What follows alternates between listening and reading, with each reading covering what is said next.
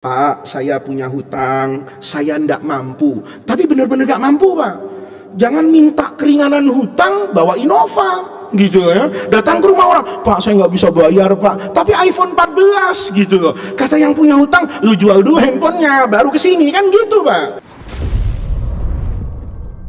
Dalam hidup manusia itu ada haknya Allah, tapi ada hak sesama manusia. Namanya hak Allah dengan hak adami. Kalau hak itu terkait dengan hak Allah, itu Bapak istighfar, selesai urusannya, Pak. Allah yang mengurus terimanya. Tapi kalau terkait dengan orang lain, maka syarat yang pertama, Bapak harus mengembalikan itu. Hutang misalnya, bayar. Korupsi, kembalikan. Oh iya, Pak. Apa hukuman di Cipinang itu akan membuat hasil korupsi itu menjadi halal? Enggak. Itu kalau kayak gitu saya korupsi duluan, Pak. Lah ya, korupsi miliaran triliunan hukumannya cuman misalnya 20 tahun. 20 tahun bagi sekian triliun semua nyolong, Pak. Saya enggak nyolong itu karena saya tahu gitu loh, bahwa itu tidak akan menyelesaikan perkara, karena itu kan uang rakyat, itu kan uang orang banyak gitu. Nah, atau saya mukul orang lain atau mengambil hak waris orang lain, itu sama lah. Pokoknya itu namanya hak adami. Maka kalau seperti itu, nih nanti kaitan dengan rahmat Allah tetap ada, Pak. Kalau dengan seperti itu, yang pertama balikkan. Kalau Bapak punya uang, kembalikan. Bapak tahu dulu, saya pernah ngambil haknya orang, tanah di tanah wisata ini, ya. Bapak kan sering, kita kadang-kadang nggak jujur, Pak, ya. Jual tanah sekian, taunya tanah orang, kan gitu. Taunya tanah orang, uangnya sudah masuk, ribut di pengadilan, waduh pengacauan rugi. Ini kan zalim, Pak, ya. Atau jual tanah di tepi laut, tuh banyak nggak jujur itu. Katanya 1000 meter, 1000 meter, Pak, tapi abrasi lautnya ke sini terus gitu. Ya, padahal memang dia mau curang. Yang kayak gitu itu tidak bisa diampuni begitu aja, Pak. Sebelum bayar apa ini? Kewajibannya. Kalau tidak bisa bayar kewajibannya, maka istihlal, Pak. Ibra'udz dzimmah, minta halalnya, Pak. Pak, saya punya hutang, saya tidak mampu. Tapi benar-benar nggak mampu, Pak. Jangan minta keringanan hutang, bawa Innova, gitu ya. Datang ke rumah orang, Pak, saya nggak bisa bayar, Pak. Tapi iPhone 14, gitu loh. Kata yang punya hutang, lu jual dulu handphonenya, baru kesini, kan gitu, Pak. Nah, kalau betul-betul nggak punya, Bapak minta halal. Kalau dia tidak mau menghalalkan, Bapak doakan dia. Ya Allah, saya doa, ya Allah, mudah-mudahan orang ini. Apa yang terjadi? Kalau sudah dilakukan itu, guru saya dulu di Mesir, Syekh Mutawalli Sya'rawi, itu cerita kejadian di akhirat yang membuat Rasulullah itu tersenyum. Jalasa indallahil khasmani. Ada dua orang, Pak, bersengketa nih, ya. Orang yang satu tuh ngomong, bahasanya gampangnya gini.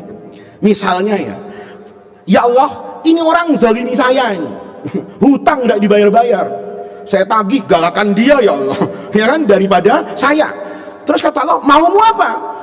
Ya karena dia nggak bayar hutang, saya ambil pahala kebaikannya, kan gitu lah. Ya, maka Bapak hati-hati itu. Kata Nabi, ada orang bangkrut nanti hari kiamat tuh ya. Puasanya oke, sholatnya oke, tapi hutangnya nggak dibayar. Makan bakwan 5 ngaku 1, itu orang bangkrut nanti di akhirat, Pak, ya. Di dunia oke lah ya, tapi di akhirat bangkrut tuh. Yang ngembang-ngembang sertifikat ukuran-ukuran tuh bangkrut semua. Kata Nabi, kan orang bangkrut nih, dia masih punya hutang. Kata orang tadi, kamu maunya apa? Ya saya mau ambil pahala sholatnya. Orang tadi ngomong sama Allah, yang ini, yang satunya itu, ya Allah, saya udah nggak punya apa-apa, ya Allah, seorang brengsek, udah habis kebaikan saya. Orang tadi bilang, oh jadi kamu nggak punya kebaikan? Kalau gitu, gimana? Kalau dosa saya, nih dosa saya, kamu pikul. Kata Allah, kamu berarti ngaku ya depan saya punya dosa. Berani kamu ngaku depan saya punya. Nah, orang kan hari itu, Pak, kepengen nggak punya dosa. Siapa orang yang mau menghadap Allah dengan dosa? Itu kan nggak ada. Dia ngomong sendiri. Ya Allah, ya kan Allah belum ngitung dosa dia kan? Dia ngomong sendiri. Ya Allah, kalau gitu, kalau dia nggak punya pahala yang bisa saya ambil, dosa saya aja ya Allah. Ya, pikul sama dia. Kata Allah, kamu ngaku kalau punya dosa. Saya belum audit ini, BPKP belum masuk, KPK belum masuk, udah ngaku sendiri. Kamu mau ngaku dosa sekarang depan saya? Kata orang tadi, oh iya ya, salah ya Allah ya, salah, kata Allah. Kenapa hidup tuh tidak lebih baik dari itu? Kenapa hidup itu tidak lebih baik dari itu? Kata orang tadi itu, ya, yang punya hutangan tadi itu ngomong, yang dia diulangi zalim itu. Ya Allah, yang lebih baik itu apa? Kata Allah, lihat sebelah kananmu, istana Megah di dalam surga, bagus banget. Sampai orang itu tidak merasa dia akan sampai ke sana. Dia bilang, istana itu untuk Nabi siapa ya Allah? Karena dia tahu dirinya tidak pantas untuk itu. Liman dzakal qasar ya Allah. Kata Allah, liman yadfa thamanaha, buat orang yang mampu membayar harga itu. Dia bukan untuk Nabi, ternyata asal bisa bayar.